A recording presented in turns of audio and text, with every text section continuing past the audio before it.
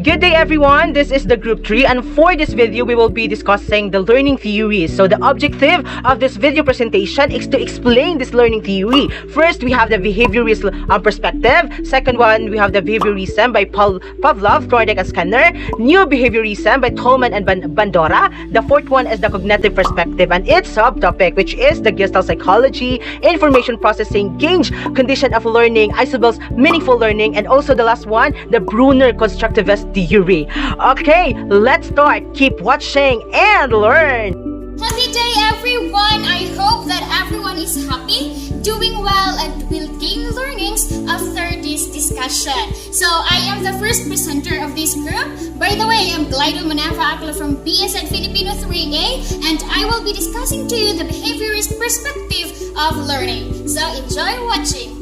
As you can see in the definition in your individual screen, the behaviorist perspective is a theory of psychology that states that human behaviors are learned and not innate. It means that our behavior as human beings can be learned, acquired through conditioning, or influenced through interaction with the environment. The behaviorist approach asserts that human behaviors have no free will and that all actions, characteristics, and personality traits that are the result of a person's environment and the cultural forces that shape it. Behaviorists believe also that human beings are shaped entirely by their external environment. If you alter person environment, you will alter his or her thoughts, feelings, and behavior. Today, the behavior perspective is still concerned with how behaviors are learned and reinforced. Behavior principles are often applied in mental health settings where counselors use these techniques to explain and treat a variety of illness. However, in the theory of behaviorism focuses on the study of observable and measurable behavior and emphasizes that behavior is mostly learned through conditioning and reinforcement or rewards and punishment. It does not give much attention to the mind and the possibility of thought processes occurring in the mind. So contributions in the development of the behaviorist theory largely came from Pavlov, Thorndike, and Skinner. Anyways, this will be tackled and to be discussed deeply by the next reporter, Miss Almi Layam. Almi? Good afternoon, everyone. I am Almea Layam, and I will be the one to discuss the second topic. Okay, for today's juncture, I will be deliberating behaviorism. This context is contributed by the three psychologists. Later on, I will introduce their backgrounds and contributions. So, this is the advanced organizer of behaviorism. As you can see, there are three categories of behaviorism. The following are classical conditioning, connectionism, and operant conditioning. The first one is Ivan Pavlov. He is a Russian psychologist, is well known for his work in classical conditioning or stimulus substitution. Pavlov's most renowned experiment involved meat, a dog, and a bell. Initially, Pavlov was measuring the dog's salivation in order to study digestion. This is when he stumbled upon classical conditioning. For instance, this is the findings of Ivan Pavlov about the digestion of a dog. So compare and contrast the four peaks. If it have a food or bell, and that's what the dog responds according to what he sees. Okay, the next one is Edward L. Thorndike. According to him, connectionism theory, which states that behavioral responses to specific stimuli are established through a process of trial and error that affects neural connections between the stimuli and the most satisfying responses. Connectionism theory gave us the original S or R framework, or what we call stimulus and response of behavioral psychology. More than 100 years ago, he wrote a textbook entitled Educational Psychology. He was the first one to use this term. He explained that learning is the result of associations or habits become strengthened or weakened by the nature. There are three primary laws. The first one is law of effect. States that a connection between a stimulus and response is strengthened when the consequence is positive or reward, and the connection between the stimulus and the response is weakened when the consequence is negative. The second is law of exercise. This tells us the more and our stimulus response band ID practice, the stronger it will become. Practice makes perfect seem to be associated with this. And lastly, law of readiness. This states that the more readiness the learner has to respond to the stimulus, the stronger will be the bond between them. I hope you learned on my discussion. Okay, for the next presenter, let me call Noreen Wayne. Hello, I am Noreen Wayne, and now let's talk about John Watson. John Watson was the first American psychologist to work with Pavlov's ideas. He too was initially involved in animal studies, then later became involved in human behavior research. He considered that humans are born with a few reflexes and the emotional reaction of love and rage. Let's now proceed to Little Albert experiment. The Little Albert experiment presents an example of how classical conditioning can be used to condition an emotional response. During neutral stimulus, when the Little Albert saw the white rat, there was no response at all. But when he hears the loud noise during unconditioned stimulus, then he will feel fear, and that's during the unconditioned response. But when the Little Albert saw again the white rat during conditioned stimulus, then he will feel fear, and that's the emotion he will show, and that is the conditioned response. So, Watson's Little Albert has three stages: the before conditioning, during conditioning, and once conditioned. In before conditioning, baby Albert is allowed to play with a pet rat. Then, Albert enjoys petting the rat and does not fear it. However, when he hears the loud noise, Albert was scared. Then, during conditioning, when Albert tried to pet or come near the rat, Watson would make a loud noise. Then, this scared Albert. This scaring when coming close situation was repeatedly many times. And the last stage is once conditioned. When Albert was presented with the rat again, he became scared, cried, and tried to move away from the rat. He had become conditioned into realizing that the white rat was related to the loud noise. Let's now proceed to Skinner's operant conditioning. Operant conditioning deals with operant intentional actions that have an effect on the surrounding environment. Skinner set out to identify the processes which made certain operant behaviors more or less likely to occur. Skinner's theory of operant conditioning was based on the work of Thorndike on 1905. Edward Thorndike studied learning in animals using a puzzle box to propose the theory known as the law of effect. Boris Frederick Skinner, in 1948, coined the term operant conditioning. It means rapid changing of behavior by the use of reinforcement which is given after the desired response. Skinner identified three types of responses of operant that can follow behavior. First is neutral operants. It is a responses from the environment that neither increase nor decrease the probability of a behavior being repeated. Second is reinforcers. Responses from the environment that increase the probability of a behavior being repeated. Reinforcers can be either positive or negative. Positive reinforcement strengthens a behavior by providing a consequence an individual finds rewarding. The removal of an unpleasant reinforcer can also strengthen behavior. This is known as negative reinforcement because it is the removal of an adverse stimulus which is rewarding to the animal or a person. Punished behavior is not forgotten, it's repressed. Behavior returns when punishment is no longer present. Lastly, we have punishers. It is a responses from the environment that increase the likelihood of a behavior being repeated because punishment becomes behavior. That would be all. For continuation, let's have Miss Hannah Bihag. Good day everyone, hi, I am Hannah Grace S. Bihag, and today we will talk about neo-behaviorism and the concept of Tolman and Bandura. What is neo-behaviorism? It is a branch of philosophy that draws its principle from behaviorism. It focuses more on behavioral conditioning and cognitive process. Tolman's purposive behaviorism is assigned learning theory, and according to Tolman, learning is a cognitive process and learning is acquired through meaningful behavior. So now let's proceed to Tolman's K concept. So according to Tolman, that learning is always purposive and goal-directed. It means that individuals do more than merely respond to stimuli. They act based on beliefs, attitude, changing condition, and they strive towards goals. Another key concept is the cognitive maps, where Tolman did a famous experiment on rats, which concluded that Organism, or individuals to be exact, learn the location and select the shortest or easiest path to achieve the goal. Just take for example, going to school every day.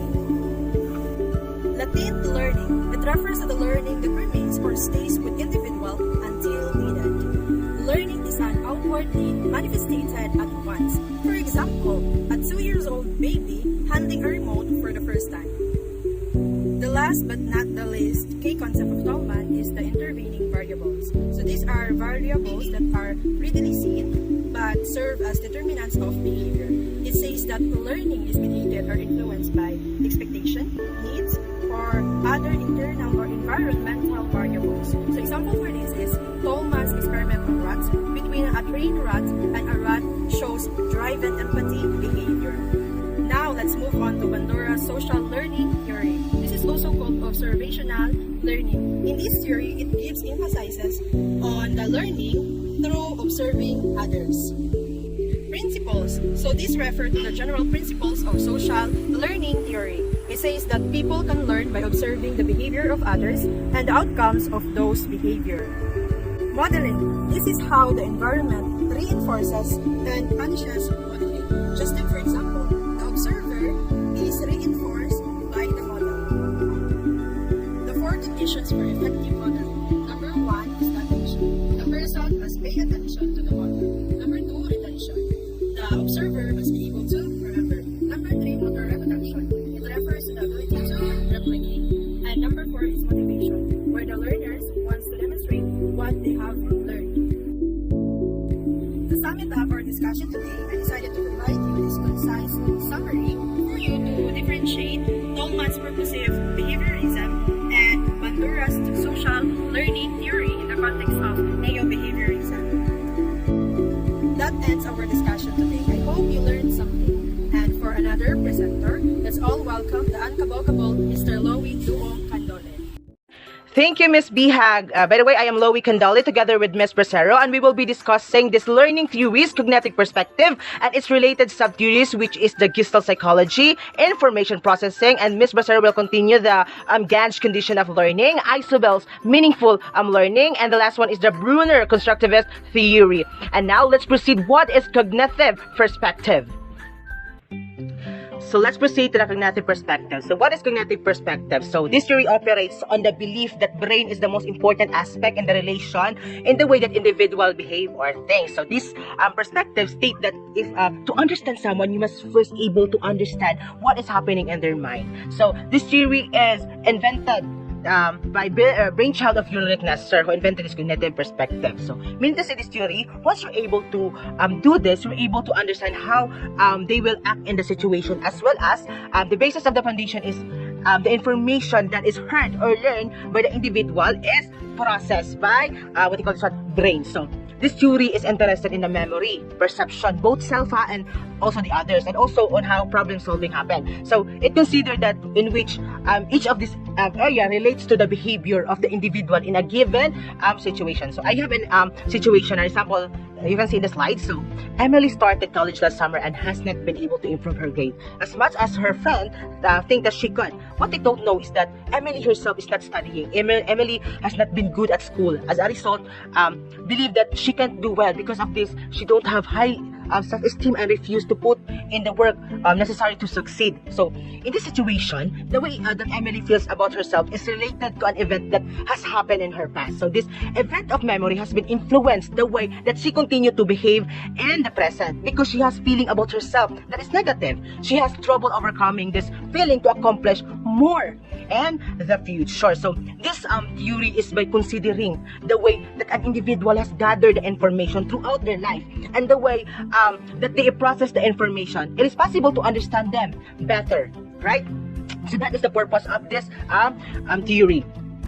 Next, let's proceed to the Gestalt psychology. So this theory believes that all objects and scenes can be observed in the simplest form. Sometimes this theory referred to as and the law of simplicity. So it proposed the whole of an object or scene is more important than individual parts. I mean to say, this theory proposed a unique perspective of human perceptions. You are observing the wholeness or whole to help us to find in order to chaos unity among those outwardly unrelated part and piece of the information. So I have example here, that picture. So by looking that picture in the slide, what is all about?